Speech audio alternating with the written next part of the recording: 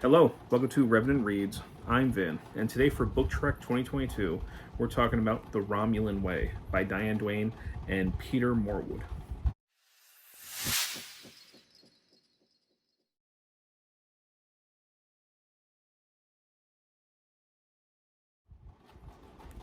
So Book Trek is this year 2 months, August and September, where I and some other great booktubers are celebrating Star Trek fiction. A super nerdy event, but if you love Star Trek and you haven't tried a Star Trek book, you should, or at least I encourage you to try one. They're not always great literature, but they can be great fun sometimes. So what we have here is The Romulan Way, which is it's retroactively been considered part two in the Rihansu series. Diane Duane began that with this book, My Enemy, My Ally, published in 1984. And this starts to delve a little more into Romulan culture. Romulans were introduced in the original series. A really great episode, Balance of Terror. We saw it again in the Enterprise incident, where Kirk and crew basically act as spies to steal Romulan cloaking technology. And this partly deals with the ramifications of that episode. This character that we see here, that the captain of the Romulan ship who had the cloaking device stolen from her, that is her aunt. And she is kind of a central character in this. And she reappears again in this. Now, The Next Generation, which began airing in 1987 and went on for 7 seasons into the early 90s, that show began to flesh out a little bit more Romulan culture. And then we see a little bit more of it again with Deep Space Nine, and then Picard, which I'm in the first season of. But Picard very much also has a large amount of it dealing with Romulan culture. So some of the things that Diane Duane and also, of course, the book I'm talking about today, Peter Morwood, who I believe they're a husband and wife team. Some of the things they introduced about Romulan culture we don't quite see in the series, but some things it's clear that the show did take from their ideas. So on this one, this is not at all the story that we saw in My Enemy, My Ally. Instead, what we see is McCoy, or Bones, and by the way, this was published in 1987, so right when The Next Generation was first coming out. I was a little bit distracted. It is very rainy out right now. You can probably hear some of the rain hitting my air conditioner over the window.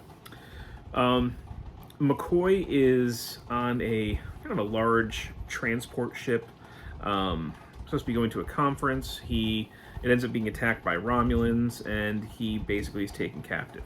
And he's taken to a house where there is a Federation spy living. A human who has been pretending to be a Romulan for the past 7 years. I believe her name is pronounced something like Array. I'm not entirely sure how we're supposed to pronounce that name. And it's not accidental that he ends up inside that house. Array, I'm just going to say the Romulan spy, I guess. She is a human who has been surgically altered to appear Romulan, even given green blood.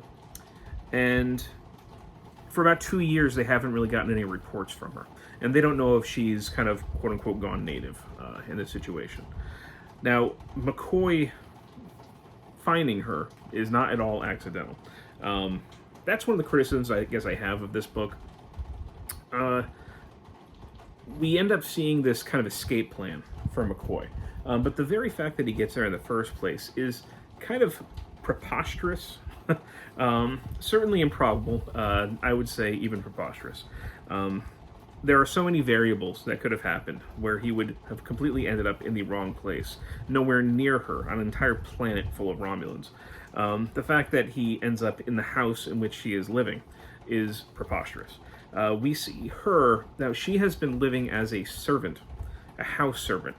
They kind of avoid calling her a slave outright, but she's essentially a slave. But she's like the head of the household servants. And in the very beginning of the book, it's very intriguing because we're kind of following her throughout her day, trying to get all the other servants to work. And that's actually kind of interesting. The Diane Duane, I'm assuming, because she did action well in My Enemy, My Ally. She does action very well in this book as well, also. But the whole plan, the whole espionage angle, does get very difficult to believe in a lot of ways. Not just all the things that deal with McCoy, but also she's presented as being conflicted. Okay, now that McCoy is here and she has the opportunity to leave the planet and go back to Earth, will she take it? And we're supposed to be wondering whether or not she wants to leave Romulus. Now, the resolution of that, I'm not just going to outright give it away, I'm going to try and avoid spoilers as much as possible, is not convincing. We're told that she's conflicted, but we never actually see a reason for it.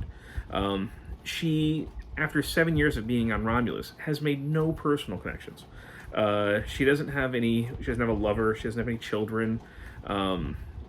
She basically has to order around servants all day, and she's constantly in fear of being found out of being a spy. That is a terrible life. It is a horrible way to live. But we're supposed to believe that she's somehow falling in love with this. Now, if during that 7 years maybe she had found like a Romulan, to connect with, maybe they're even married, they have children or something like that. She's created a real life for herself on Romulus. Then I would understand why she would be conflicted about leaving. But what we're given here, I mean, basically, she's given the opportunity to escape slavery. I don't quite understand why she's, even considering anything else. Now, that's only part of the novel. Throughout this, there is another element. They have put in Romulan history. The history of the Romulans while they were still essentially Vulcans. What caused the split between Romulans and Vulcans, the exodus of the Romulans, kind of what happened in the meantime before they came across the Federation. So we get Romulan history. And that stuff is fairly well written. The explanations aren't always convincing. It was fairly well written, and on paper it sounds like it would be a good idea to intersperse this, because we basically stop the action and then we go into some history, and then we go back to the action. But it does end up feeling like a very choppy reading experience as you go through. Just when you're starting to get interested in the plot, you're back to history. And then the history can be kind of dry at times, and you don't really get into the history, at least I didn't, until almost the end of the chapter, and then we have to readjust again and go back to the story. So it didn't entirely work for me. I kind of wish that the Romulan history stuff was maybe just a whole separate thing. But then again, it is possible that my overall interest and therefore patience for that history was diminished because I know that a lot of it has been discounted through the series. Now, no Star Trek books are canon, but it helps to read them, to be able to imagine them within the canon, within what we've seen on screen.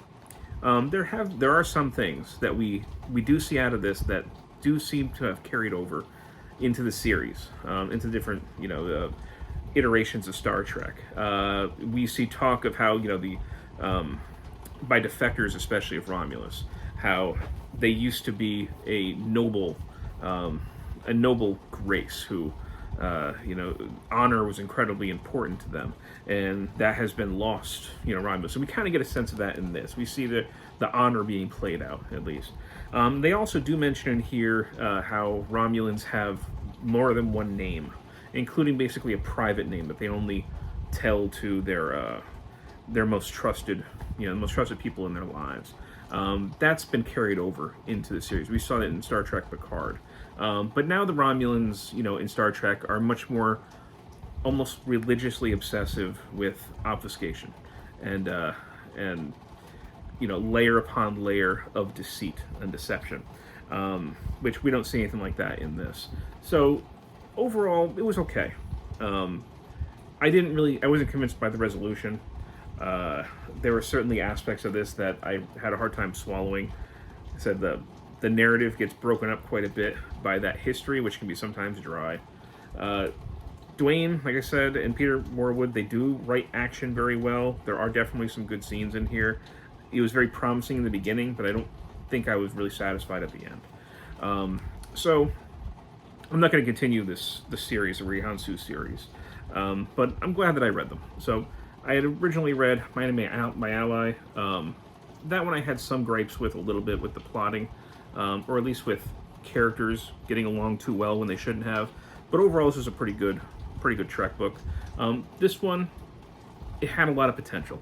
I do know that there are many Trek readers who like this one quite a bit, and I guess, you know, if I read it back in the 1980s, maybe I would feel similar.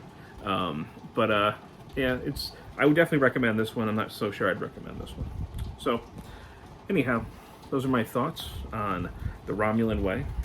If you are taking part in Book Trek, I'd love to hear what you're reading, what you think, and if you've read this, I'd also love to hear their thoughts. So, as always, thank you, BookTube.